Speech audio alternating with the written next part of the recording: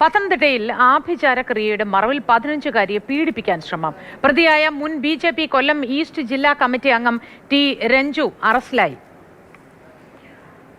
Nitin Thomas വിവരങ്ങളുമായി ചേരുന്നുണ്ട്. നിതിൻ, എന്താണ് ഉണ്ടായത്?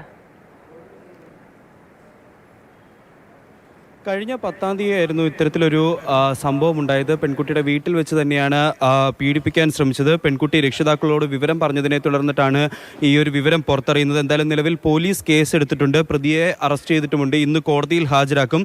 രക്ഷിതാക്കൾ അടൂർ പോലീസിലാണ് പരാതി നൽകി. അടൂർ പോലീസാണ് പിടിച്ചിരിക്കുന്നത്. ആഭിചാരക്രിയയുടെ മറവിലാണ് ഇത്തരത്തിലൊരു പീഡന ശ്രമം നടത്തിയത്. BJPയുടെ മുൻ കൊല്ലം ജില്ലാ ഈസ്റ്റ് കമ്മിറ്റി അംഗമായ ടി രഞ്ജു ആണ് അറസ്റ്റിലായിരിക്കുന്നത്. എന്തായാലും പെൺകുട്ടിയുടെ വീട്ടിൽ വെച്ച് തന്നെയാണ് ഇത്തരത്തിൽ ഒരു പീഡന ശ്രമം നടത്തിയത് എന്നുള്ളതാണ് ഇതിൽ നമ്മൾ എടുത്തു പറയേണ്ട ഒരു കാര്യം. ആളാണോ ഈ BJPയുടെ മുൻ പ്രവർത്തകൻ? ആഭിചാര കർമ്മങ്ങളൊക്കെ ചെയ്യും എന്നുള്ള പേരിലാണ് ഈ വീട്ടിലേക്ക് എത്തിയത്. ഈ വീടുമായി ബന്ധപ്പെട്ട മറ്റൊരു വ്യക്തിയാണ് ഇദ്ദേഹത്തെ ഈ വീട്ടിലേക്ക് വിളിച്ചു വരുത്തിയത് ഈ ആഭിചാര ക്രിയകൾക്ക് വേണ്ടിയിട്ട്. അങ്ങനെ ആഭിചാര കർമ്മങ്ങൾ ചെയ്യുന്നതിനിടയ്ക്കാണ് ഈ കുട്ടിയോട് മോശമായി പെരുമാറുകയും പീഡിപ്പിക്കാൻ ശ്രമിക്കുകയും ചെയ്തത്. 15 വയസ്സ് മാത്രമുള്ള പെൺകുട്ടിയായിരുന്നു.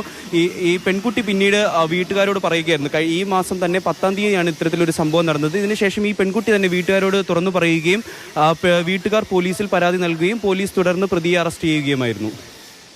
ശരി, നിതിൻ തോമസ് ആണ് വിവരങ്ങൾ നൽകിയത്. ആഭിചാരക്രിയയുടെ പേര് പറഞ്ഞാണ് ഇത്തരത്തിൽ BJP പ്രവർത്തകൻ 15 വയസ്സുകാരിയെ പെൺകുട്ടിയെ പീഡിപ്പിക്കാൻ ശ്രമം നടത്തിയത്. ഇപ്പോൾ ഇയാൾ അറസ്റ്റിലായിരിക്കുന്നു. അയാളുടെ പേര് രഞ്ജു എന്നാണ്. ഈസ്റ്റ് ജില്ലാ കമ്മിറ്റി അംഗമാണ്. ഞാൻ നേരത്തെ മുൻ പ്രവർത്തകൻ എന്ന് തെറ്റി പറഞ്ഞു പോയതാണ്. BJPയുടെ കൊല്ലം ഈസ്റ്റ് ജില്ലാ കമ്മിറ്റി അംഗം ടി രഞ്ജു ആണ് ഇപ്പോൾ ഈ കാര്യത്തിൽ അറസ്റ്റിലായിരിക്കുന്നത്. നമ്മളൊക്കെ ഒരുപാട് പ്രബുദ്ധരാണ്, എല്ലാ കാര്യങ്ങളിലും മനസ്സിലാക്കിയ കാര്യങ്ങൾ ചെയ്യുന്നതാണ്. ഇപ്പോഴും ഈ ആഭിചാരക്രിയകൾ ഇവിടെ നടക്കുന്നു എന്നതും വളരെ നിർഭാഗ്യകരമായ ഒരു കാര്യം.